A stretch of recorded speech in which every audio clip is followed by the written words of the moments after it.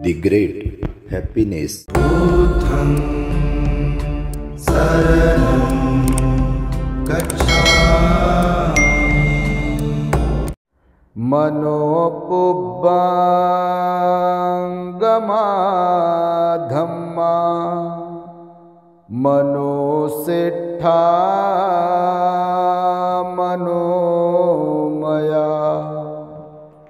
मनसाचे पदुठेन भासते वा करोति वा ततो नं दुःखमन्वेति चक्रं वहतो पदम् मनोपुब्बंगमा धम्मा मनोसेठा मनोमया मनसाचे पसन्नेन भासति वा करोति वा ततो नं सुखमन्वेति छायाव अनपायिनी।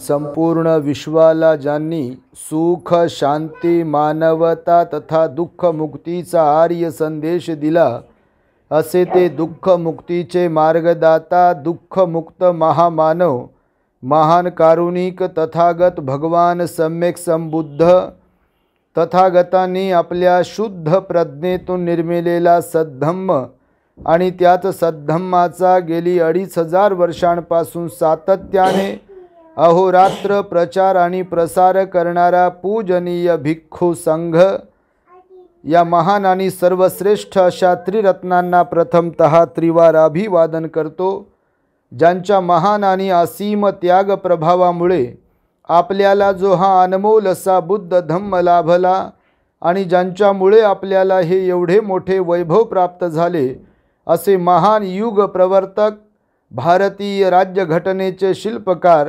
परमपूज्य बोधिसत्व डॉक्टर बाबासाहेब आंबेडकर या महामानवाच्या महान अशा धम्मक्रांतीमध्ये संपूर्ण जीवनाला समर्पित करून आज या मंगलमय दिनी भुसावळ शहरातील त्रिमूर्ती नगरातील श्रद्धावान भालशंकर परिवारामध्ये आयुष्यमती श्रद्धावान धम्म उपासिका प्रियंकाताई आणि आयुष्मान श्रद्धावान धम्म उपासक सुमेघ भालशंकर आई आणि संपूर्ण भालशंकर परिवार अंशुल आणि आदी आणि सर्वच परिवाराच्या प्रती तथा धम्मदेशना श्रवण करण्यासाठी या प्रसंगी उपस्थित असलेले आपण सर्व श्रद्धाबुद्धीशील संपन्न उपासक उपासिका प्युरिटी ऑफ माइंड या यूट्यूब चॅनलचे संचालक पूजनीय भिक्खू धम्मबोधीजी थेरो, सर्च रिसर्च या यूट्यूब चॅनलचे संचालक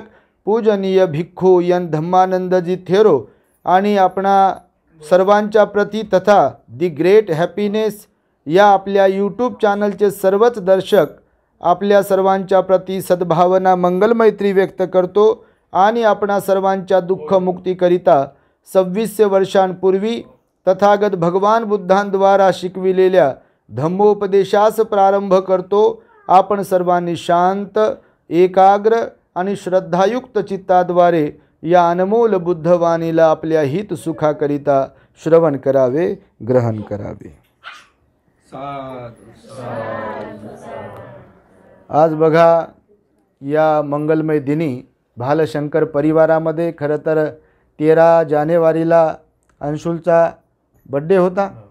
त्या वाढदिवसाच्या निमित्ताने आम्हाला निमंत्रण दिलं होतं, परंतु व्यस्त शेड्यूलमुळे आम्हाला येणे शक्य झाले नाही। मोठा कार्यक्रम करायचा असं सुमेघजी यांनी आम्हाला सांगितलं, ताईने पण सांगितलं होतं मोठ्या परिवाराला बोलवायचं आहे जर सुट्टीच्या दिवशी वेळ मिळाला असता तर, परंतु आम्हाला तसे येणे शक्य झाले नाही, म्हणून आजचा दिवस हा प्राप्त केला त्यांनी। तेव्हा सर्वप्रथम अंशुलच्या बड्डेच्या निमित्ताने खरं तर हा कार्यक्रम इथे संपन्न होतो आहे। तेव्हा मी तुम्हा सर्वांना सूचना करेल, बिलेटेड का होईना अंशुलला त्याच्या जन्मदिनानिमित्त निरोगी उदंड आयुष्य लाभावे यासाठी म्हणून आपण सर्वांनी टाळ्यांच्या गजरामध्ये त्याचं स्वागत करावं. बाप रे बाप, किती आशीर्वाद आहे हा, एकदम नॉनस्टॉप आशीर्वाद आहे आणि प्रचंड आशीर्वाद आहे. तो भावी IAS ऑफिसर आहे. त्याने सांगितलं आम्हाला, त्याला मी अनेक विद्यार्थ्यांना आम्ही विचारतो की स्कूलमध्ये आहे, कॉलेजमध्ये आहे, तर तुझं एम काय आहे, उद्देश काय आहे. ते उद्देश काय जेव्हा विचारतो तेव्हा बऱ्याच मुलांना कधी सांगता येतं आणि काहींना सांगता येत नाही. आजकालची मुलं सांगतात मला डॉक्टर बनायचं आहे, कोणी म्हणते मला पायलट बनायचं आहे, कोणी बोलते IPS ऑफिसर बनायचं आहे, कोणी बोलते IAS ऑफिसर बनायचं आहे. ह्याला आपल्या अंशुलला पण विचारलं तर तोही बोलला की मला IAS ऑफिसर बनायचं. निश्चितच तो IAS ऑफिसर बनेल, कारण तो गुणी आहे. आता भंतेजींचं प्रवचन संपल्यानंतर त्याने लगेचच प्रश्न विचारला बघा की मनाचं रक्षण करणे म्हणजे नेमकं काय. आणि हा प्रश्न खरंच महत्त्वाचा आहे. बऱ्याचदा असं होते की जे कोणी भिक्षू असतात किंवा जे बोलणारे असतात ते बोलून जातात, त्यांचा अभ्यास असतो, त्यांनी पुस्तकं वाचलेली असतात, पण ऐकणारा जो वर्ग असतो तो सर्वसामान्य असतो. त्यांचं पुस्तक वाचन वगैरे काही एवढं फारसं नसल्या कारणाने आम्ही ह्याचा विचार करतो की खरंच असं होतं. आपण सांगून तर जातो, पण ऐकणाऱ्यांच्या मनामध्ये बऱ्याच प्रश्नांचं काहूर माजत असेल, अनेक प्रश्न त्यांच्या मनामध्ये निर्माण होत असतील आणि काही कारणास्तव ते विचारू शकत नसतील. पण इथे मात्र आपल्या अंशुलने ती हिम्मत केली आणि त्याने विचारलं. तर त्याच प्रश्नाचं उत्तर मग आपल्या प्रवचनातून मी देण्याचा प्रयत्न करेल. विषय असा आहे बघा की आपल्याला बोधिसत्व डॉक्टर बाबासाहेब आंबेडकरांनी जो बुद्ध दिला नाही का. आता 1956च्या पूर्वी आपण दुसऱ्या धर्मामध्ये होतो आणि बाबासाहेबांनी 1956ला 14 ऑक्टोबरला नागपुरामध्ये आपल्याला बौद्ध धम्माची दीक्षा दिली. आपल्या देशामध्ये आपण पाहतो आहे की इथे विविध धर्मपरंपरा आहेत आणि प्रत्येक धर्माचं एक वेगळ्या प्रकारचं तत्त्वज्ञान आहे. त्यांच्या परंपरा, त्यांचे सण, त्यांची संस्कृती वेगवेगळी आहे.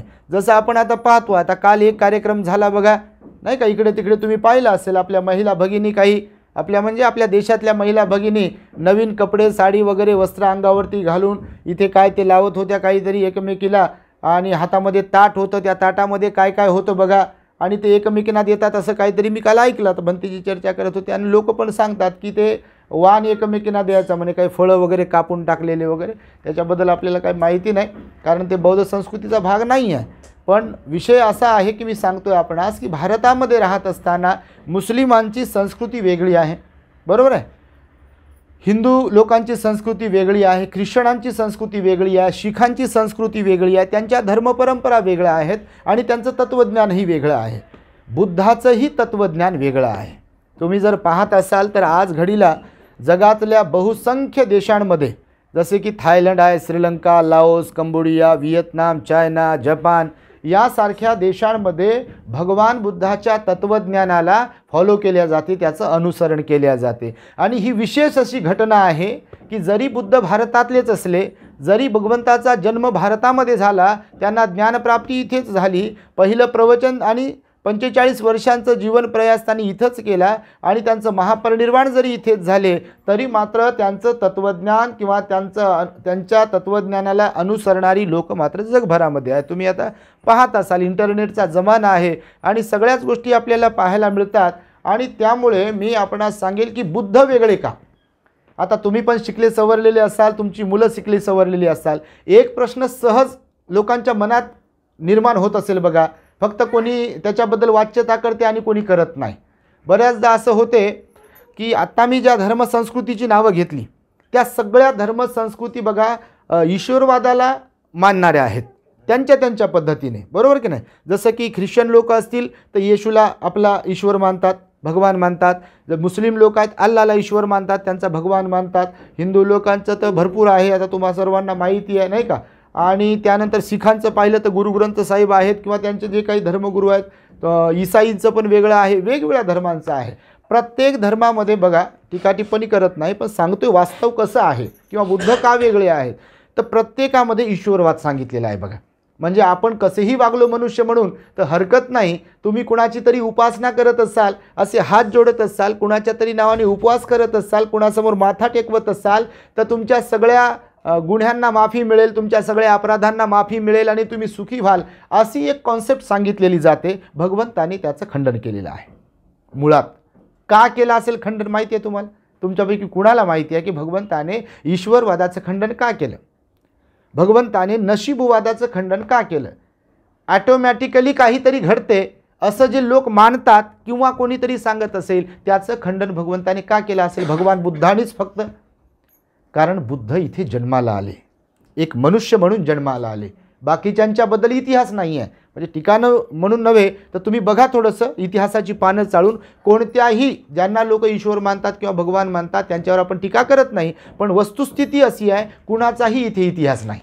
इव्हन आता मी सांगेल तुम्हाला की उद्या 22ला इथे आपल्या देशामध्ये जो मोठा प्रोग्राम केला जाणार आहे, काहीतरी ते उद्घाटन केल्या जाणार आहे ना, तर ते उद्घाटन जिथे केल्या जाणार आहे, ज्याच्यावरती मंदिर बनवलं आहे, त्याचं जर इतिहास तुम्ही पाहिला तर आज इतिहास आर्किओलॉजी डिपार्टमेंटकडे आहे, भारतीय पुरातत्व खात्याकडे त्याचा इतिहास आहे.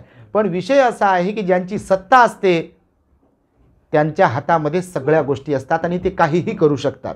बघा तुम्ही घरातही जर एक हाती कारभार कोणाकडे असेल, मग घरातल्या पुरुषाकडे असेल किंवा स्त्रीकडे असेल, तर ते घरामधल्या कारभाराला कसंही आपल्या पद्धतीने चालवू शकतात. बरोबर की नाही? कुणाला काही पटो न पटो, काही करायचंय नाही करायचंय, एक हाती कारभार असेल एखाद्या पुरुषाच्या हातात किंवा स्त्रीच्या हातात, तर ते कुणाला जुमात नाही म्हणते मला जे समजते तेच बरोबर आहे, म्हणते मला जे पटते ते मीच करतो, तुम्हाला मानावं लागेल. काही घरामध्ये असं आहे बघा, एक हाती कारभार.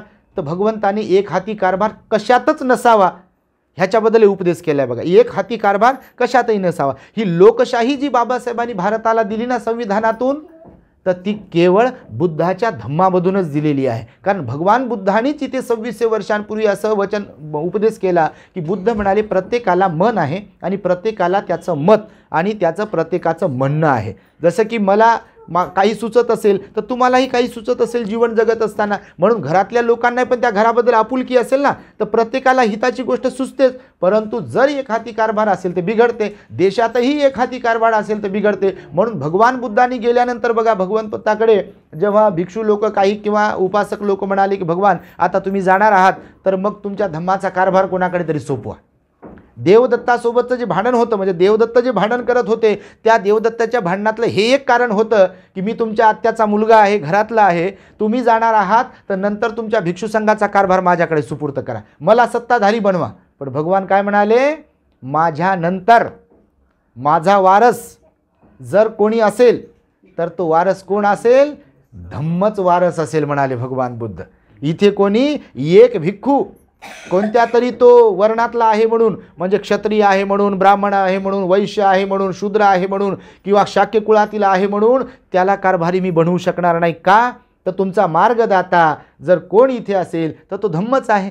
आता बुद्ध आहेत का? रूपाने शरीराने बुद्ध आहेत का? आता नाही आहेत. पण जगभरामध्ये जे बुद्धाला धम्माला संघाला फॉलो केल्या जाते, अनुसरण केल्या जाते, ते धम्माच्या माध्यमातूनच केल्या जाते. भिक्खूसुद्धा कुणाला शरण येतील? तर धम्मालाच शरण येतील, कारण धम्मातच बुद्ध आहे.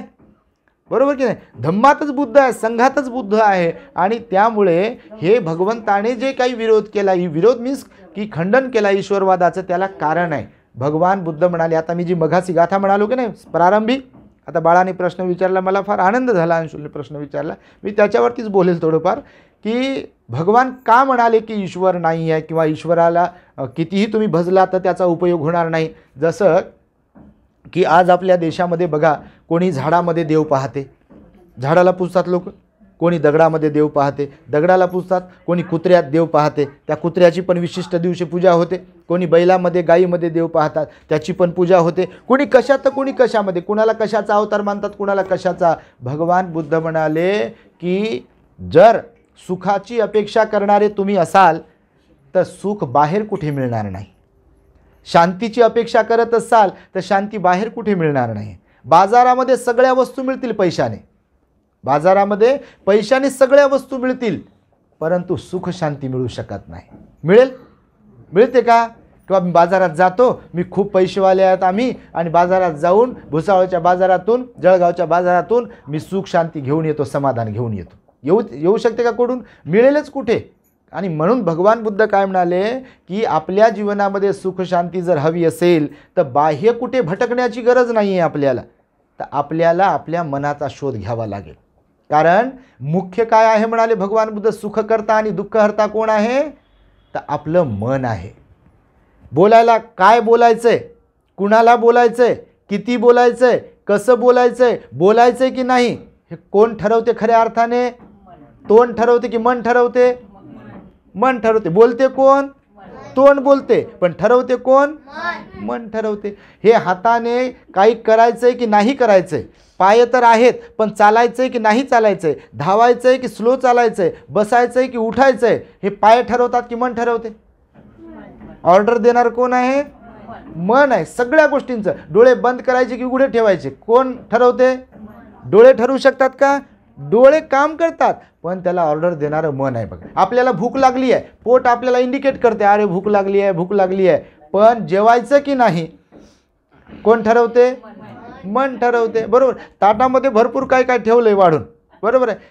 दात जर तोंडामध्ये घास भरून टाकला त्यातला, ते जे काही ताटात आहे ते खाऊ शकते, आपलं तोंड चावू शकते त्याला, बिलकुल त्याचं काम तेच आहे. हाताचं काम तेच आहे की ते घास मोडायचं आहे, भाजीत बुडवायचं आहे, वरणात बुडवायचं आहे, गोड आहे, तिखट आहे, काय जे असेल ते तोंडात टाकायचं आहे. हाताचं काम झालं.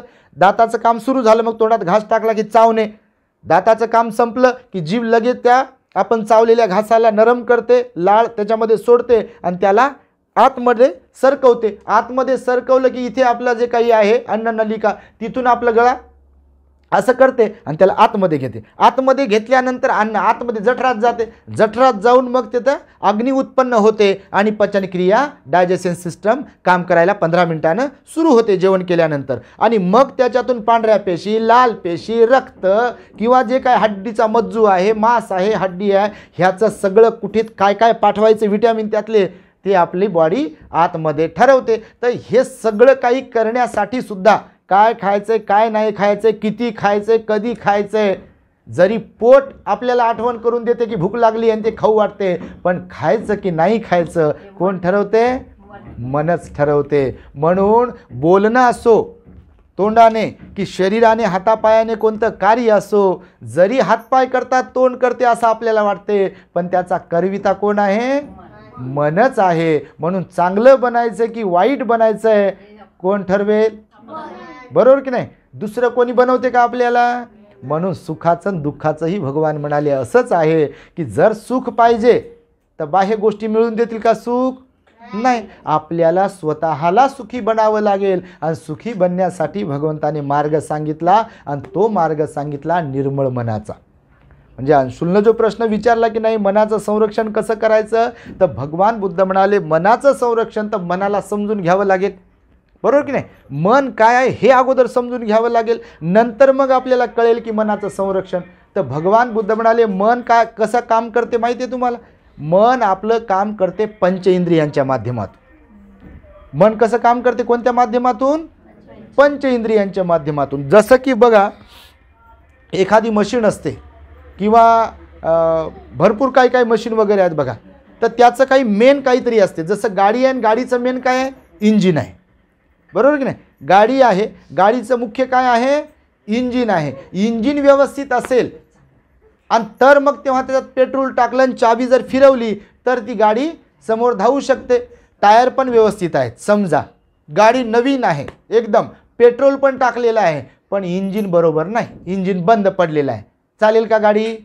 जरी पेट्रोल आहे त्याच्यामध्ये, जरी टायर बरोबर आहे, जरी गाडी नवीन आहे, पण इंजिनच बंद पडलेलं असेल तर गाडी चालू शकेल काय? नाही. तर म्हणून भगवान बुद्ध म्हणाले ही 3.5 हाताची काया जी आपली आहे, म्हणजे शरीर जे आहे, याचा मुख्य पार्ट जर कोणता असेल तर ते म्हणजे आपलं मन आहे. आणि मन कसं तयार होते हे तुम्ही जर विचाराल तर वरवरकरणी मी तुम्हाला सांगेल, पंच इंद्रियांपासून मनाचे स्वभाव तयार होतात. बघा जसं की हे डोळ्याने आपण रूप पाहतो, एक उदाहरण. बुद्धच कसे निराळे हे मी तुम्हाला सांगत आहे. बघा भगवान बुद्धांनी म्हटले की मी मोक्षदाता नाही आहे. जसे इतर ठिकाणी काय सांगितलं आहे, तुम्ही जर पाया पडले, नारळ फोडलं, तुम्ही जर उपवास केले तर तुम्हाला पावतो. भगवान बुद्ध म्हणाले कोणी कोणाला इथं पावायला रिकामं नाही. आपण जर वाईट वागत असेल, वाईट बोलत असेल आणि कोणाला हात जोडले म्हणून सुख मिळेल आणि कोणी आपल्या अपराधाला माफ करेल, असं कसं होईल? होईल का असं? गहू पेरल्यावर ज्वारी येईल का? आहे का कोणती शक्ती अशी जगतामध्ये की एक पेरलं उगवलं दुसरंच कोणासमोर हात जोडल्यामुळे?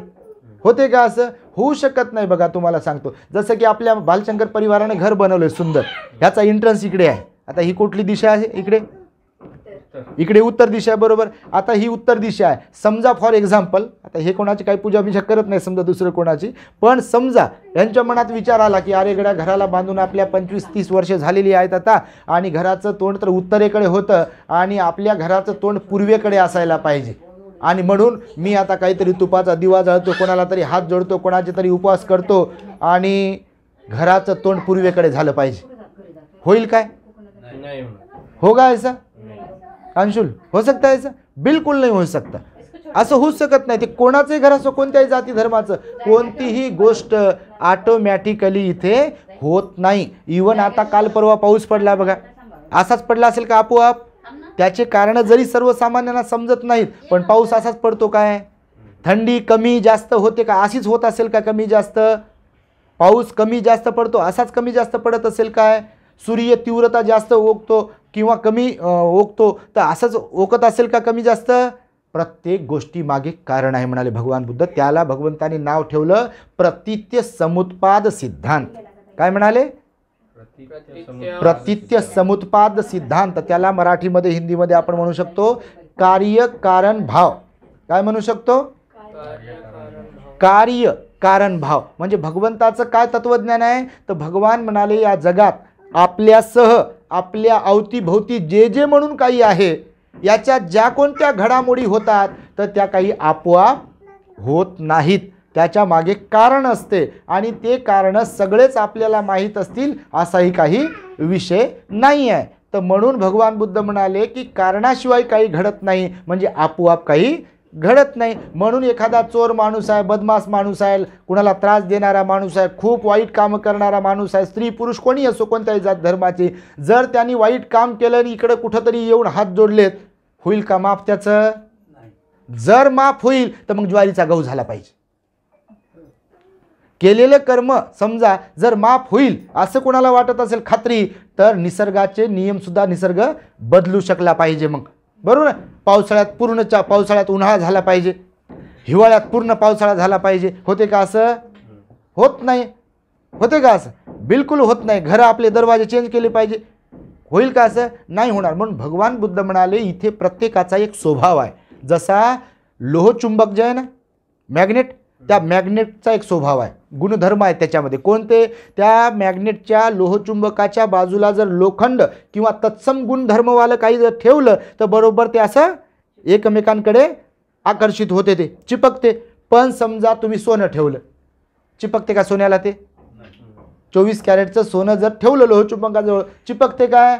नाही चिपकत. बघा, तत्सम गुणधर्म ज्याच्यात असतील ना त्यालाच ते चिपकते, बाकीच्याला चिपकत नाही. भगवंत म्हणाले असाच प्रत्येकाचा इथे गुणधर्म स्वभाव आहे प्रत्येकाचा. जसा सापाचा स्वभाव आहे चावणे, बरोबर नाही? सापाचा विंचवाचा स्वभाव काय आहे? चावणे. त्याच्या जवळ गेलं, विंचवाच्या जवळ गेलं की त्याला पाठीमागे काटा असते की नाही, ते तिथं पान लागो त्याला, का म्हणजे पान म्हणजे एखादं पान लागो, काडी लागो, दगड लागो, त्याला अशी भीती वाटली की ते लगेच टणकन ती काडी, त्याचं ते हे असते विषाचं काटा, तो टणकन मारते. बघा, कोणाला लगेच चावते ते. सापासमोर आपण गेलो किंवा साप लगेच असा फणा काढते, त्यांचा तो गुणधर्म आहे. बघा, प्रत्येकाचा इथे गुणधर्म आहे. जसा अग्नीचा गुणधर्म आहे जळणे आणि जाळणे. कोणी असो, मग ते पाहत नाही कोणती व्यक्ती आहे, ते कोणालाही जाळू शकते. तसं भगवंताने सांगितलं की पंच इंद्रियांच्या माध्यमातून मन उत्पन्न होते, आणि मन जसं उत्पन्न होईल तसं तसं आपल्याला सुख दुःख जे काही आहे ते भोगावं लागते. जसं रूप पाहिल्यानंतर भगवान बुद्ध म्हणाले चक्षु विज्ञान उत्पन्न होते. आपण पाहत आहोत तर पाहताना दोन गोष्टी निर्माण होतात, एक तर चांगलं आहे की वाईट आहे, बरोबर की नाही? पाहताना चांगलं जर रूप वाटलं आपल्याला, एखादं फूल पाहतोय, एखादं घर पाहतोय किंवा अजून डोळ्याने काही पण पाहतोय, पाहत असताना ज्याला कुणाला पाहतोय आपण ते जर आवडलं तर पुन्हा पुन्हा पाहू दे म्हणते. ते जर आपल्यापासून दुरावलं म्हणजे दूर नेलं तर लगेच दुःख निर्माण होते. होते का नाही? बघा, तुम्ही जे काही पाहत असतो ते पाहत असतानाचे जर आपल्याला आवडलं आणि आपल्यापासून दूर निघून गेलं तर लगेच दुःख उत्पन्न होते. तर भगवंताने म्हणाले कानाने सुद्धा की जे जे म्हणून काही ऐकत आहोत ते ऐकत असताना जर आपल्याला समजा कोणाचा आवाज आहे, गाणं आहे किंवा शब्द भाषण आहे, धम्मदेशन आहे, आवडत असेल तर आपले कान पूर्ण एकाग्रचित्ताने ऐकतात बघा. अरे ये आपने भले की बात है सुनते रहो, ये आपने भले की बात है सुनते रहो. आणि समजा कोणी बोर करत आहे, समजा कोणीतरी बोर करत आहे किंवा कोणीतरी असं नको त्या गोष्टी शिव्या देत आहे, रागावत आहे, भांडत आहे, मारत आहे, तर लोक ऐकू वाटते का लोकांना? लोक कानात बोटं घालतील असे, नाही तर तिथून निघून जातील. तर भगवान बुद्ध म्हणाले बघा तिथे दुःख उत्पन्न झालं. डोळ्यानं जे पाहायचं आहे ते आवडलं नाही की दुःख उत्पन्न झालं. कानानं जे ऐकतोय ऐकणं बरोबर वाटत नाही तर दुःख उत्पन्न झालं. जेव्हा खातो, जिभेने जी कोणती चव घेतो, ती चव घेत असताना आपल्या मनासारखी चव लागली नाही तर लगेच काय करते, लोक तर ताट फेकून देतात. असे घरातले लोक सांगतात, आवडलं नाही, तिखट झालं, आळणी झालं, सपक झालं, फिकं झालं, तेल नाही, जे काय आहे मनासारखं झालं नाही, तर ही जीभसुद्धा दुःख देते आपल्याला, बरोबर की नाही. स्पर्शसुद्धा भगवान बुद्ध म्हणाले जो स्पर्श आवडला आपल्याला, समजा आता गादीवर वगैरे बसलो आपण तर बरं वाटते आपल्याला, हा खूप मस्त आहे. मखमली सोफ्यावर वगैरे बसलो तर मस्त वाटते आपल्याला. जमिनीवर बसल्यावर मस्त वाटते का आपल्याला? बसतो तर आपण जमिनीवर पण, बसतो तर गादीवर सोफ्यावर पण खाली बसल्यावर दुःख होईल का नाही? ज्यांना सवय नाही आहे त्यांना दुःख होते. किंवा ज्यांच्या मनामध्ये समजा असा भाव आहे की बस मी असा आहे, मी तसा आहे, मग मी वरतीच बसलो पाहिजे, तर दुःख उत्पन्नच होते. तर भगवान बुद्ध म्हणाले असं एक एक करून पंच इंद्रियांचं दुःख निर्माण होते. आणि मग म्हणून मनात त्या सगळ्याचा करता करविता कोण आहे? पाहायचं की नाही, उपभोग घ्यायचा की नाही, त्यांचा उपभोक्ता आहे मन. म्हणून भगवंताने सांगितलं मनोपुब्बंगमा धम्मा मनोसेठ्ठा मनोमया मनसाचे पदुठ्ठेन भासती वा करोती वा ततो नंग दुःख मनवेती चक्कंग व वहतो पदंग. ही धम्मपदातील पहिलीच गाथा आहे बघा. आम्ही बऱ्याचदा बोलतो ही गाथा, तर ही गाथा धम्मपदात पहिली आहे. बुद्धाचं वचन आहे. आता जे मी बोलून दाखवलं हे कोणाचं वचन आहे? आपल्या भगवान बुद्धांचं वचन आहे. आणि भगवान बुद्ध या गाथेमध्ये काय म्हणाले? मनोपुब्बंगमा धम्मा, म्हणजे मन हे मुख्य आहे. आपल्या जीवनामध्ये जर कोणती गोष्ट मुख्य असेल तर कोणती गोष्ट मुख्य आहे? मन. भगवान म्हणाले मन हे मुख्य आहे, ते मनोमय आहे. मनोमय म्हणजे काय? जसं बहिणाबाईची कविता आहे, मन ओढाय ओढाय उभ्या पिकातल ढोर, ते त्या ढोरासारखं मन आहे. कसं?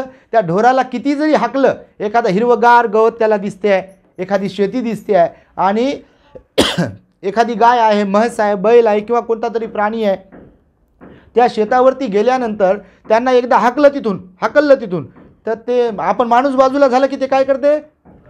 अजून परत तिथे जाते का नाही? भगवान म्हणाले मनाचा स्वभाव असाच आहे. आपल्या थोड्या वेळ हसते, खुश राहते, प्रसन्न राहते, लगेच नाराज होते बघा. होते का नाही? थोडा वेळ आनंदी राहते, पुन्हा नाराज होते, नाराज झाले की पुन्हा आनंदी होते, दुःखी असले थोडा वेळ दुःखी राहते, पुन्हा सुखात येते, खुश होते. मनाचा हा स्वभाव आहे, पूर्व कर्मानुसार ठरलेला. भगवान बुद्ध म्हणाले पूर्वीच्या कर्मानुसार म्हणून या जगतातील सर्वच लोक सदा सर्व काळ ना सुखी आहेत ना सदा सर्व काळ दुःखी आहेत बघा. थोडाफार असं खुश राहतात आणि नंतर पुन्हा लटकते तोंडास. मग माणसं म्हणतात काय झालं तुम्हाला? म्हणतात की नाही, धन दौलत माय बाप घरदार सगळं आहे, परंतु थोडं काय झालं की लगेच फरक पडते त्याच्यावरती. आणि म्हणून मन मुख्य आहे, ते मनोमय आहे. मनोमय म्हणजे बिलकुल घडीतच बदलणार. मनोमय म्हणजे घडीत बदलणार, ते लगेच बदलते. आता तुम्ही बसलात, तुम्हाला वाटते बसाव इथे, पुन्हा थोडा वेळ जर जास्त वाटलं तुमच्या मनाला, समजा हे आवडलं नाही तर तुम्हाला काय वाटते? चलाकडे उठू, घरी दुरडी वाट पाहते, घरी पातेलं वाट पाहते, घरी कोणी येणार आहे, घरी जाऊन आराम करू, टी व्ही पाहू, सिरियलची वेळ झाली. मन ज्याच्यात कोणत्या गोष्टीत रमलेलं आहे, आपलं मन त्याच्यातच रमते, दुसऱ्या गोष्टीत रमत नाही. म्हणजे आपल्याला जे आवडते, ज्या सवयी लावून घेतले, आपल्याला जे संस्कार लावून घेतले, आपल्याला तेच आवडते. आता आपले सुमेघ भालशंकर साहेब अमेरिकेमध्ये त्यांचं ते काम आहे, वर्क फ्रॉम होम त्यांचं सुरू आहे, बरोबर. त्यांच्या कामामध्ये त्यांना फुल इंटरेस्ट. समोर जो लॅपटॉप ठेवला की बस त्यांना भूक लागणार नाही, तहान लागणार नाही. ताई परेशान होत असेल कधी कधी, बापा कधी संपते बघा म्हणते. खरंच होते म्हणते. आता काय भविष्य पाहत नाही आपण, होतच असणार ना, नाही का? रात्रंदिवस तेच काम आता ते करायचं आणि त्याच्यात इंटरेस्ट असते माणसाला. आता आम्हाला पण इंटरेस्ट, धम्माचा प्रचार प्रसार करण्यामध्ये फुल इंटरेस्ट. लोक परेशान बनते, एवढा प्रवास कसाच करता. आता कसं सांगू कसा करता ते. आता ती धम्माची पावर, धम्माचं बल येते कुठून? तर रात्रंदिवस सुरूच प्रवास आहे बघा. बघता ना तुम्ही कंटिन्यू स्टेटस बघणारे लोक आवाक होतो म्हणते जी आम्ही दिवसभर जर कुठं जळगावून भुसावळला आलो आहे सगळीकडेच बापा विचारत होते का आहे का नाही रोजच कुठे ना कुठे आहे. आणि ही धम्माचं बल असते ज्याच्यामध्ये आपलं मन तल्लीन होते त्याच्यात आपलं मन रमते. मग ते कोणाचं कशात मन रमते ते तर काय सांगता येत नाही. समजा ज्यांना भांडकुदळपणाचा लय स्वभाव पण कोणाला आवडतं ना बापा आवडतच नाही असं थोडी आवडत नाही का. कोणाला शिव्या द्यायला लय आवडत असतं कोणाला मारामारी करायला लय आवडते तर त्याच्यात त्यांना लय इंटरेस्ट. आता काल परवाला आम्ही पाहिलं बघा भरपूर ठिकाणी आता पोर आजकालचे बघा ते असेच चालतात असे पोर केस वाढवते काय वाढवते खुमखुमीचे एकदम त्यांच्या डोळ्यात कोणाकडे पाहिलं ते आकडं वाकडं चालते काहीच नाही आज तिडीमिडीचं होत नाही बल्लू पाय ताकद नाही शरीरामध्ये बल नाही काहीच नाही पण ते टीव्हीतलं पाहू ते असं चालते पण काहीच नाही बघा. तर बघा त्याच्यात त्याला इंटरेस्ट आहे म्हणजे धमकवण्यामध्ये धतिंगिरी करण्यामध्ये डोळे वाचून पाहण्यामध्ये वाकडं चालण्यामध्ये भांडणच करण्यामध्ये. कोणाचं काही झालं की सहन बिलकुलच नाही. कसं काय बोलला तू कसं काय पाहिलं तू आणि काय समजतो मला तू आणि दाखवू का मला तू आणि मग मित्राला फोन करते. आपल्या याच्यानं आटोपलं नाही की मित्रांना फोन करते या रे म्हणते इकडे. बरं वागतात की नाही असे आजकालचे पोरं पोरी बघा हे असे एकदम ते म्हणजे काय म्हणू सगळेच नाही बापा तुम्ही लय चांगले आपला अंशुल लय चांगला आधी लय चांगला तुम्ही लय चांगले हे पण चांगलाच आहे खरंच चांगला म्हणून तो प्रश्न विचारला आणि त्याच्या प्रश्नावरून तो बोलत आहे मनाशी संबंधित ह्या सगळ्या गोष्टी. म्हणून भगवान बुद्धांनी सांगितलं बघा ज्याला जे कोणतं काय आवडते ज्याच्यात कशात तर ते तल्लीन राहतात त्याच्यामध्ये. बघा दुसऱ्याला हाला की ते आवडत नाही बरोबर की नाही. आता एखादी आमची माता भगिनी असते स्वयंपाक करण्यात आणि करून खाऊ घालण्यात लय इंटरेस्ट काही महिलांना बघा असते का नाही. आणि काहींना बिलकुल इंटरेस्ट नाही मीच करू काय म्हणते तुम्ही करा ना म्हणते काय करत राहू. आता हे आम्हाला समजतं ना घरी गेल्यावर लगेच कळते की खाऊ घालणारे लोक कोणते म्हणजे नाव ठेवत नाही कोणाला पण लगेच लक्षात येते बघा. जसं आईला वाढता आम्ही म्हणालो तर ती भाजी एवढी टाकायची लगे एवढी टाकायली भाजी. तर ही वाढण्याची करून खाऊ घालण्याची प्रत्येकामध्ये तो भाव आहे का नाही आहे. जरी बनते स्वयंपाक प्रत्येकाला पण तो भाव प्रत्येकामध्ये नाही आहे. कुणाला तरी येऊन कौतुक करण्याचा प्रत्येकात भाव नाही आहे. फार कमी लोक आहे बघा कोणाचं तरी कौतुक करतील कोणाला तरी म्हणतील अरे वा खूप चांगले या बसा बोला सुखदुःख शेअर करा. आणि काही लोक मला काय देणं घेणं नव्हतं पहा तुम्ही पाहून घ्या म्हणतात का नाही. ज्याचा त्याला वेगवेगळ्या गोष्टीत इंटरेस्ट आहे आणि त्या इंटरेस्टच्या उलट आपण जेव्हा वागतो तेव्हा दुःख उत्पन्न होते आणि ती कोणती गोष्ट असो. म्हणून मन आणि मनाचा स्वभाव कसा आहे कशावर चालते ते मन कशाला म्हटलं या पंच इंद्रियांवरती चालणारं आपलं मन आहे. आणि त्याचं रक्षण करण्यासाठी काय सांगितलं भगवंताने मग भगवान म्हणाले कायेन संवरो साधू वाचाय संवरो. मी त्या दिवशी बोललो बघा एका ठिकाणी की आपल्या शरीरानं संयम केला शरीराचा संयम बाळगला पाहिजे नाही का. वाचेचा संयम बाळगला पाहिजे चक्षुचा डोळ्यांचा संयम बाळगला पाहिजे. भगवान बुद्ध म्हणाले या पंच इंद्रियांचा संयम बाळगणं त्याला काय म्हटलेलं आहे मनाचं रक्षण करणं म्हटलेलं आहे. बघा तुम्ही समजा आता तोंडानं बडबड केली नाही तर कोणी म्हणेल का तुम्ही मला कसे काय बोलले असे म्हणू शकेल काय बोललंच नाही तर म्हणण्याचा काय विषय. डोळे वटारून कोणाकडे पाहिलंच नाही समजा आपण डोळे वटारून पाहणं समजतं ना तुम्हाला. डोळे फाडून पाहणं असं एकदम म्हणजे ती डोळ्याची भाषा. काही लोक बोलत नाही काही पण असे डोळे वटारून पाहतील कोणाला काहीतरी रागवायचं वगैरे. समजा डोळे शांत ठेवले आपण तर कोणी म्हणेल का डोळे वटारून माझ्याकडे का पाहिलं डोळे फाडून माझ्याकडे का पाहिलं. तर भगवंताने सांगितलं मनाचं संरक्षण कसं कराल तर भगवान बुद्ध म्हणाले आपल्या पंच इंद्रियांवर संयम ठेवला पाहिजे. या वाणीवर संयम ठेवा म्हणाले भगवान बुद्ध. डोळ्यांवर संयम ठेवा कानावर संयम ठेवा जिभेवर संयम ठेवा आपल्या पूर्ण पंच इंद्रियावर संयम ठेवा म्हणजे मन आपलं आपल्या ताब्यामध्ये राहील. कारण सहनशीलता संयमशीलता ही अत्यंत महत्त्वाची आहे. बघा तुम्ही कौटुंबिक जीवन जगणारे असाल की सार्वजनिक जीवन जगणारे असाल जीवनामध्ये सर्वात महत्त्वाचा काय असेल तर संयम. हे भांडण वाद विवाद जे विकोपाला जातात किंवा लोक जे त्रास भोगतात किंवा त्रास देतात या सगळ्याला कारणीभूत आपलं मन आहे. बघा भगवान बुद्ध म्हणाले म्हणून आपल्या समान सगळ्यांना मानलं पाहिजे बरोबर की नाही. आपल्याला दुःख झालेलं आवडते का आपल्याला जर आपल्याला दुःख कोणी दिल्यावर आवडत नाही तर आपण लोकांना दिलेलं आवडेल का समोरच्यांना.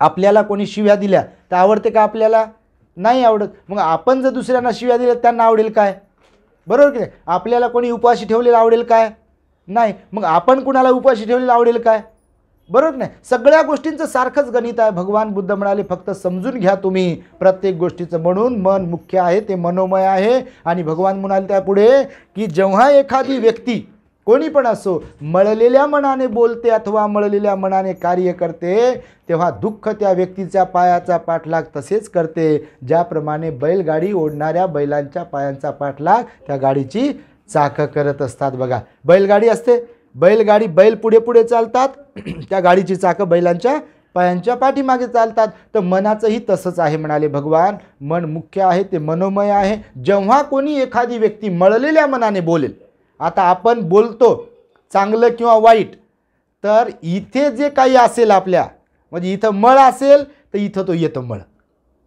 समजतं ना, मळ समजतं ना तुम्हाला? म्हणजे राग, द्वेष, लोभ, अहंकार, ईर्ष्या इकडे असेल तर बोलताना मग ती इथे येते.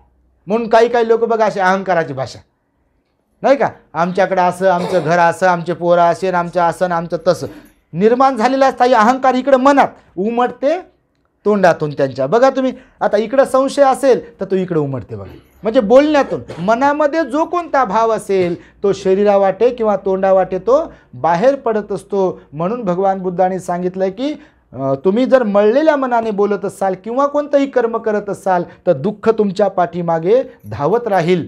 आणि निर्मळ मनाने तुम्ही बोलत असाल किंवा वर्तन करत असाल, कर्म करत असाल, तर ज्याप्रमाणे सावली आपल्याला कधी सोडत नाही, त्याप्रमाणे आपलं सुख आपल्या सोबत राहते. बघा, जशी सावली सोडते का आपल्याला? उन्हात जाऊ, सूर्याच्या प्रकाशात जाऊ का चंद्राच्या प्रकाशात जाऊ, सावली सोडेल आपल्याला? बिलकुल सोडू शकत नाही. आणि त्याचप्रमाणे सुखही आपल्याला तेव्हा सोडू शकणार नाही. त्यामुळे भगवान बुद्धांनी बघा 2600 वर्षांपूर्वी बुद्ध गयेला बसल्यानंतर पूर्वाभिमुख होऊन जे ज्ञान प्राप्त केलं बघा, आणि ज्ञान प्राप्त केलं आपण असं जे म्हणतो, तर कोणतं ज्ञान प्राप्त केलं भगवान बुद्धांनी? आपल्या दुःख मुक्तीचं ज्ञान प्राप्त केलं. बघा, की जगात दुःख आहे, त्या दुःखाचं कारण काय आहे आणि त्या दुःखाचं कारणाचं निवारण आहे का, निवारण्याचा मार्ग आहे का, ह्याच्यावर भगवंतांनी रिसर्च केला, संशोधन केला. भगवान म्हणाले आपोआप ना कोणी इथे दुःखी आहे ना आपोआप कोणी इथे सुखी आहे. प्रत्येक गोष्टीचं कारण आहे भगवंताने सांगितलं, आणि त्यालाच कर्मसिद्धांत म्हटलेला आहे. बघा, म्हणून भगवान बुद्ध आपल्या देशातलेच होते. मी जे मगाशी तुम्हाला सुरुवातीला सांगत होतो की 22 तारखेला जो कार्यक्रम आहे, हालाकी तिथे भगवंताचं विहार होतं, साकेत नगरी होती ना ती, परंतु सत्तेमुळे ह्या सगळ्या गोष्टी आता बदललेल्या आपल्याला दिसतात. बघा, खऱ्याचं खोटं होऊ शकते आणि खोट्याचं खरंही होऊ शकते. खऱ्यालाच न्याय मिळेल असं काय आहे का आता सध्याच्या जगामध्ये?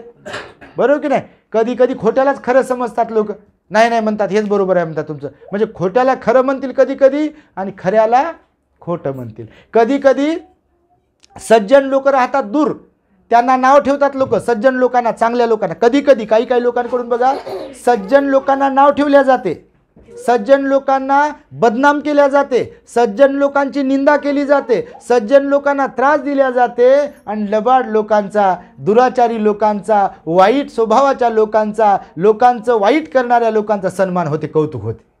होते की नाही? म्हणून आपल्या देशात, त्याच देशात की ज्या देशात बुद्ध जन्मले, त्यांना इथे इग्नोर केल्या जाते, त्यांना इथे दूर लोटल्या जाते, बायकॉट केल्या जाते, आणि जे कधी घडलंच नाही त्यांचा उदो उदो होते. आहे का ना देशामध्ये अशी परिस्थिती? आपण टीका करत नाही, पण परिस्थिती तशीच आहे. आता कोणी समजा इतिहासावर जर आलं तर हकीकतमध्ये हे काहीच घडलेलं नाही. तुमच्या माहितीसाठी सांग, काही घडलेलं नाही हकीकतमध्ये, तरीसुद्धा लोकांवर बिंबवल्या गेलं. एका मोठ्या लीडरनं त्या काळामध्ये सांगितलेलं आहे की जर एखाद्या व्यक्तीला आपल्या मताचं बनवायचं असेल किंवा एखादं मत कोणावर थोपवायचं असेल, थोपवणं समजतं ना, एखादं कोणतं मत आपलं समोरच्यावर थोपवायचं असेल आणि त्याला ते खोटं जरी असेल आणि त्याने खरं मानावं असं तयार करायचं असेल, तर त्याला 100-150 वेळा, 1000 वेळा त्याला म्हणत जा की खोटं जरी असेल, नाही नाही हे खरं आहे, हे असं आहे, ते तसं आहे, हे असं निर्माण झालं, ते तसं निर्माण झालं, आणि एवढ्या वर्षातून निर्माण झालं, तेवढ्या वर्षातून निर्माण झालं. ते म्हणाले की एक दिवस अशी वेळ येते त्या खोट्यालाच लोक म्हणतात नाही नाही बरोबर हे खरं आहे. आणि आपल्या देशात तशीच परिस्थिती आहे. खोट्याला खरं केल्या जात आहे आणि खऱ्याला खोटं ठरविल्या जात आहे. आणि म्हणून भगवान बुद्धांनी त्या काळामध्ये जरी सत्य सगळ्या गोष्टी शिकवल्या, कर्माचा परिणाम आहे म्हणाले भगवान बुद्ध, जरी हे तुम्हाला खोट्याचं खरं करून दाखवत असतील आज, पण जग परिवर्तनशील आहे. जग कसं आहे? परिवर्तनशील आहे. आणि सत्याचा विजय होतो. सत्य परेशान हो सकता है लेकिन पराजित नहीं हो सकता. पराजित भी होगा, 1 बार होगा, 2 बार होगा, 3 बार होगा, 4 बार होगा, 100 बार होगा, लेकिन एक दिन आता है सत्य की जय होती है, वो पराजित नहीं हो सकता हमेशा के लिए, क्योंकि सत्य में वो पावर होती है, खऱ्यामध्ये ती पावर असते. तुमच्या माहितीसाठी सांगतो. म्हणून सत्यमेव जयते जे आपल्या राजमुद्रेवरती लिहिलं आहे ना, बाबासाहेबांनी ते घालून दिलं, तर ते भगवंताचं वचन आहे. सत्यमेव जयते म्हणजे सत्याचा विजय होतो. तो आज होईल, उद्या होईल, परवा होईल किंवा कधी होईल, पण तो त्याचा विजय होतो. आणि या जगाचा नियम आहे की जग हे परिवर्तनशील आहे, एकाच अवस्थेत काहीच राहत नाही. ना या 3.5 हाताच्या कायेमध्ये घडणाऱ्या गोष्टी, ना बाह्य जगतात घडणाऱ्या गोष्टी. जसे की आपण जन्मतो तेव्हा जन्मल्यावर काय असतो, आपण बाळ असतो. बाळच राहतो का, आपण राहतो का कायम? एक वेळ येते आपण कुमार वयात येतो, म्हणजे जवानीमध्ये येतो ना, वयात आलं म्हणतात ना, पोरगी किंवा पोरगा जेव्हा ते कुमार वयच म्हणतात त्याला, तर कुमार वय कायम राहते काय? कायम राहते का? ते परमनंट आहे का? नाही. त्या कुमार वयाचं तारुण्य तयार होते. तारुण्य पण कायमचं आहे का? नाही आहे. तारुण्य पण संपून जाते, मध्यवय येते. आणि मध्यवय पण कायम नाही आहे, म्हातारपण येते. आणि म्हातारपण पण कायम आहे का? बटन दबलं की गेले निघून, झाली संध्याकाळ जीवनाची. आणि कधी कोणाची होईल, कोणाला तर म्हातारपण भेटते की नाही याची काही गॅरंटी आहे, बरोबर की नाही? आता काहींना तर भेटते हो म्हातारपण, पण सगळ्यांनाच भेटेल का? आणि त्यामुळे भगवान बुद्ध म्हणाले की हे जीवन जगत असताना मन आणि मनाचा स्वभाव ओळखला पाहिजे, की आपल्या जीवनामध्ये ह्या सगळ्या ज्या गोष्टी घडतात त्या का घडतात ह्याचाही आपण मागोवा घेतला पाहिजे, त्याचं ऑब्झर्वेशन केलं पाहिजे, त्याचा विचार केला पाहिजे. म्हणून भगवान बुद्धांनी या जीवनामध्ये, या भारत देशामध्ये 2600 वर्षांपूर्वी बघा कर्मसिद्धांत शिकवलेला आहे. भगवान म्हणाले कर्माचाच परिणाम आहे, आपोआप गोष्टी घडत नाहीत. कोणी कोणाला सुख देऊ शकत नाही आणि कोणी कोणाला दुःखही देऊ शकत नाही, आपोआप काही घडत नाही. यासाठीचं एक उदाहरण आहे बघा की कर्माचा कसा परिणाम असते. का म्हणून भगवंताने सांगितलं मनाला निर्मळ ठेवा, वाणी शुद्ध ठेवा. का म्हणाले भगवान बुद्ध माहिती आहे? त्याचा परिणाम आहे. जसं मी कालच बोललो बघा की एक शेती आहे, तर एक खडकाळ शेती आहे, एक नापीक शेती आहे आणि एक सुपीक शेती आहे. कोणत्या शेतीमध्ये पेरलेलं धान्य बीज चांगलं येईल? बीज एकाच मार्केट बाजारातून आणलं, एकाच दुकानातून बीज एकाच बाजारातून आणलाय आणि एक बीज पेरलाय खडकाळ जमिनीत, तेच बीज पेरलाय नापीक जमिनीत, खरबाड जमीन वगैरे असते ना, किंवा त्याला गायरान जमीन म्हणतो त्या जमिनीत, आणि तेच बीज पेरलाय काळ्या सुपीक जमिनीमध्ये. बरोबर आहे? तिन्हीची पण निगा राखली बरोबर, वेळेच्या वेळेलाच पाणी खत वगैरे. कोणत्या शेतातलं बीज चांगलं येईल? का? बरोबर की नाही? कारण त्या शेतीची एक पॉवर आहे, ताकद आहे, तिची उपजत, ती जे काही घटक तिच्यामध्ये चांगले आहेत, तर म्हणून चांगलं आहे. तर भगवंताने सुद्धा असंच सांगितलेलं आहे की आपल्याकडून जे जे म्हणून काही कर्म घडते त्या कर्माचा तशाचा तसा परिणाम असतो. आणि म्हणून कर्माचा परिणामच आहे, या जगात आपोआप काही घडत नाही. त्याचे मी छोटंसं तुम्हाला उदाहरण सांगेल शेवटी की एकदा भगवंताच्याच काळात घडलेली घटना मी तुम्हाला सांगेल. कर्मच सगळं काही कसं आहे, म्हणजे मनाशी संबंधित सांगतो ना तुम्हाला मी, कर्मच कसं सर्व काही आहे. तर भगवंताच्या काळात एक शिकारी होता बघा. तो शिकारी सकाळी उठला, आपले कुत्रे घेतले, शिकार करण्यासाठी जंगलामध्ये चालला होता. आता काही लोक अपशकुन मानतात बघा, मांजर आडवी गेली म्हणतात, परत जातात. मांजर आडवी गेली म्हणतात, परत जातात काही लोक, किंवा आता काही खरं नाही म्हणतात, अपशकुन लागला म्हणतात. काही लोक तर त्या दिवशी सांगत होते एक आई, ते म्हणे भंतेजी काही लोक सोयरिकीमध्ये किंवा कोणत्या मंगल कार्यामध्ये ज्या स्त्रीचा नवरा गेलेला आहे, मरण पावला, तर तिला अभागी समजतात, तिला म्हणजे बरोबर असं अपशकुनाचं समजतात आणि तिला तिथे मान देत नाही. असं होते का नाही माहीत नाही, पण समजा कोणत्या स्त्रीचा पती गेलेला असेल तिला कमजोर समजतात किंवा तिला असं बरोबर समजत नाहीत म्हणे. ते आई सांगत होती. म्हटलं बापा हे असे असते का? म्हणजे लोक किती अज्ञानी आहेत हे त्याच्यातून सिद्ध होते. हालाकी काही नसते. आता मरण तर काय प्रत्येकाला येणार नाही का? गेलेले लोक काय सगळे अज्ञानीच आहेत का? आणि ज्यांनी लग्नच केलं नाही त्यांचं काय? जर एखादी स्त्री पती गेल्यानंतर अभागी होत असेल आणि ज्या एखाद्या स्त्रीने लग्नच केलं नाही त्यांचं काय? मग ती जीवनभर अभागीच समजायचं का तिला? तर ह्या सगळ्या गोष्टी मनाशी संबंधित आहे. लोकांचे डोके तसे चालतात अज्ञानामुळे. आणि म्हणून तो शिकारी सकाळी चालला, तर त्यानं भिक्षूला पाहिलं. एक भिक्षू भिक्षाटनासाठी गावामध्ये चालला आणि हा शिकारी गावातून जंगलामध्ये चालला होता त्याची कुत्रे घेऊन, त्याचं सामान घेऊन. यानं त्या भिक्षूला पाहिलं की याचं तोंडच वाकडं झालं. तोंड वाकडं झालं म्हणजे याला वाटलं अर या मुंडन केलेल्याला आणि संन्याशाला मी पाहिलं, आता काय मला शिकार मिळत नाही. हे गेलं पाठीमाग घरी.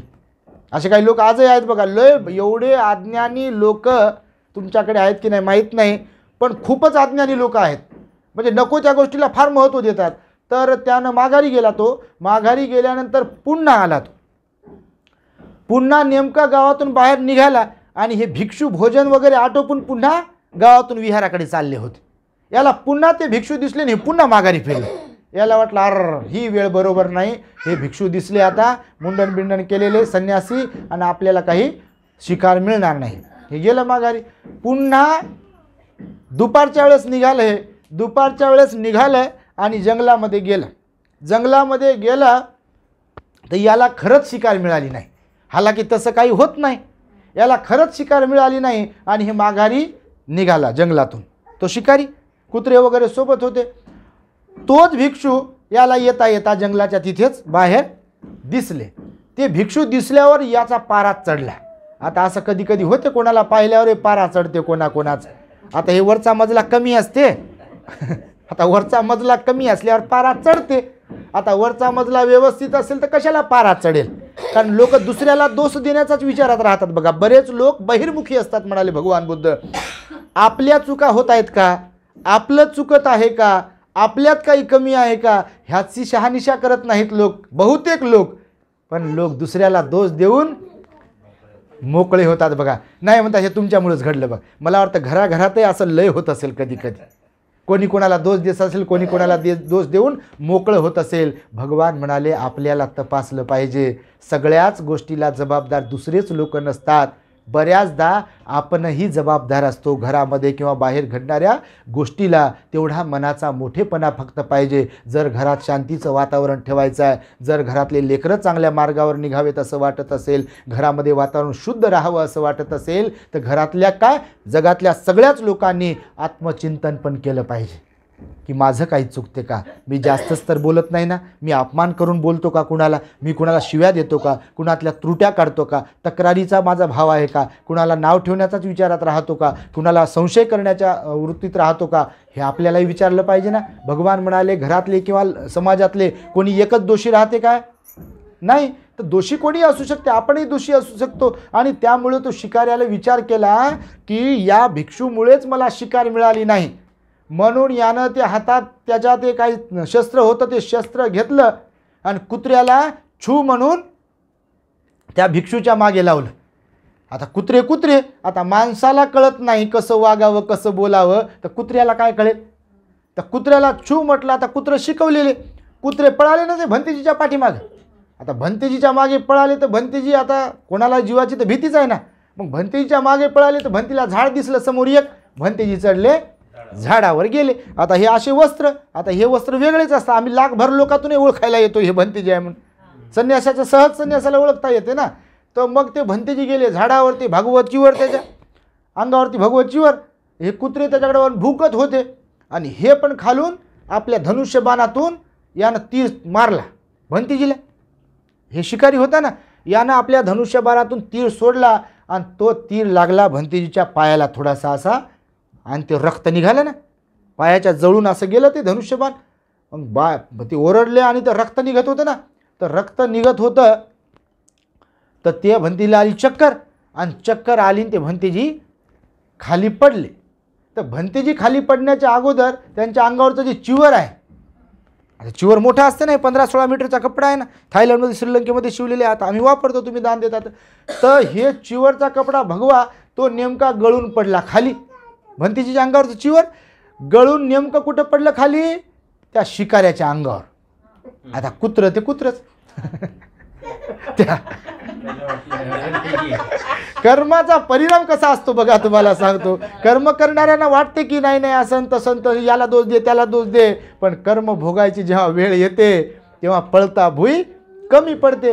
जसं त्या भंतेजीच्या अंगावरचं चिवर खाली गळून पडलं त्या शिकाऱ्याच्या अंगावर, शिकाऱ्याला वाटलं ते भंतेजीच खाली पडले शिकाऱ्यांनी असं लुचलं त्याला, बापा बापा तोडून त्याला जागेवर ठार केला. आता शिकारी कुत्रे ना, यानं थांबा म्हणेपर्यंत त्याने नरडीला घोटे घेतला कुत्र्याने आणि ते जागेवरच तडपडत होता शिकारी. आणि कुत्र्याला वाटलं बा आता त्या भंतीच्या वरच्या त्याला काय माहीत कुत्र्याला भंतीची आहे का कोण आहे ते. आणि कुत्र्याला वाटलं बा आता गेलं माणूस. कुत्रे खाली मान घालून निघून गेले, भंतीजी उतरले. भगवंताला सांगितलं की बा असं असं घडलं. तर भगवान म्हणाले तुमचा काही त्याच्यात दोष नाही आहे, दोष त्याचाच आहे. त्यानं जे कर्म केले त्या कर्माचा त्याला परिणाम भोगावा लागला. जीवनामध्ये असंच होते बघा. कोणाकडूनही कर्म घडो, वाणीचं घडो, मनाचं घडो का शरीराचं घडो, जे जे म्हणून कोणतं कर्म घडते त्या कर्माचा परिणाम आज ना उद्या, उद्या ना परवा बिलकुल मिळणार म्हणजे मिळणार. जसं की जमिनीमध्ये पेरल्यानंतर काही काही बीज काही काही लवकर वरती येतात आणि काही काही उशिरा लवकर येतात. काही काही झाडांना लवकर फळं फुलं येतात आणि काही काहींना उशिरा येतात. कर्माचं सुद्धा असंच आहे म्हणाले भगवान बुद्ध. ज्याचं त्याचं कर्म बरोबर ज्याला त्याला आज ना उद्या फळ देते. म्हणून भगवंताचा धम्म हा यासाठी म्हणून वेगळा आहे की भगवान बुद्ध म्हणाले करता करविता सुख करता दुःख हरता आपणच आहे, आपलंच मन आहे. त्यामुळे आपल्या वाणीवर संयम ठेवावा, आपल्या मनावर संयम ठेवावा आणि आपल्या शरीरावर संयम ठेवावा. आणि यासाठी म्हणून आपण शील पालन केलं पाहिजे, धार्मिक जीवन जगलो पाहिजे, भगवंताची वंदना केली पाहिजे. सर्वात महत्त्वाच्या 3 गोष्टी शिकवल्या. एक तर दान पुण्य करत राहा म्हणाले भगवान बुद्ध. जे जे म्हणून काही कमवतो त्यातला काही ना काही हिस्सा आपण दान पुण्यात दिला पाहिजे. दुसरी गोष्ट शिकवली शील पालनाची. भगवान बुद्ध म्हणाले स्वतःसाठी आणि संपर्कातील सगळ्यांच्यासाठी, मग ते घरातले असो की बाहेरचे असो, शील पालन अत्यंत महत्त्वाचं आहे. शील म्हणजे संयम. शील म्हणजे काय आहे? संयमाला शील म्हटलेला आहे. वाणीचा संयम, मनाचा आणि शरीराचा. तर त्याच्यात पंचशील आहे, मग उपोषित शील आहे. मग तर ते उपोषित शील पण 8 दिवसातून 1 दिवस पाळलं पाहिजे. आणि त्यामुळे शील पालन करा. त्यानंतर ध्यान करा म्हणाले भगवान बुद्ध. चंचल मनाला आवर घालायचा असेल, बरेच लोक म्हणतात भंतेजी काय करावं, प्रयत्न करतो आम्ही पण ते तोंडाला लगामच लागत नाही, बरेच प्रयत्न करतो पण घरात शांतताच नाही. तर बघा शांतीचा मार्ग भगवंताने सांगितला. तो कोणता? भगवान बुद्ध म्हणाले ध्यान करा. मग तोंड बंद ठेवा आणि मन बंद करायला शिका. मन बंद कसं कराल?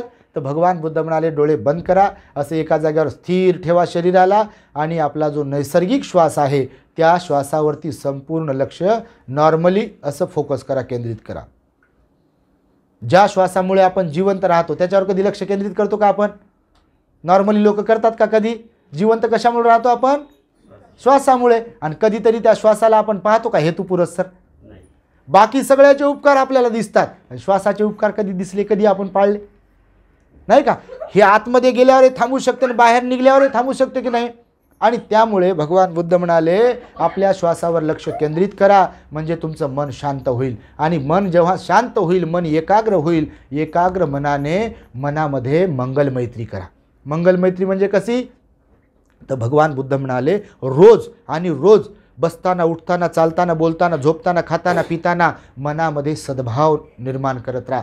सर्वांचं मंगल हो, सर्वांचं कल्याण हो, सर्व प्राणी दुःखातून, रोगातून, संकटातून, त्रासातून, भयातून मुक्त हो, सगळे निर्वैरी हो, सगळ्यांच्या जीवनामध्ये सुख शांती नांदो, अशा प्रकारचा भाव मनामध्ये बाळगत राहा म्हणाले भगवान बुद्ध. आपण या मनात जसा भाव बाळगत राहू आपल्याला त्याचा तसा परिणाम प्राप्त होईल. आणि म्हणून सर्व काही अवलंबून कशावर आहे? आपल्या मनावर अवलंबून आहे. म्हणून अशी भगवंताची शिकवण आहे. तर आमच्या प्रियंका ताईने आणि सुमेघ यांनी आम्हाला इथे बोलावलं. त्यांचा शुद्ध हेतू होता की प्रत्यक्ष भंतेजींचं प्रवचन ऐकायला आम्हाला मिळावं. त्यामुळे त्या शुद्ध हेतूने त्यांनी आम्हाला इथे बोलावलेलं आहे. आईची पण फार इच्छा होती. आम्ही पाहायला आल्याबरोबर आईचा चेहरा लगेच खुश झाल्या बघा, प्रसन्न झाल्या आपल्या आई. त्या आई, ह्या आई म्हणे भंतेजी हे मी बनवले, ते मी बनवले, मला आपण आशीर्वाद द्या, मंगलमैत्री द्या म्हणे.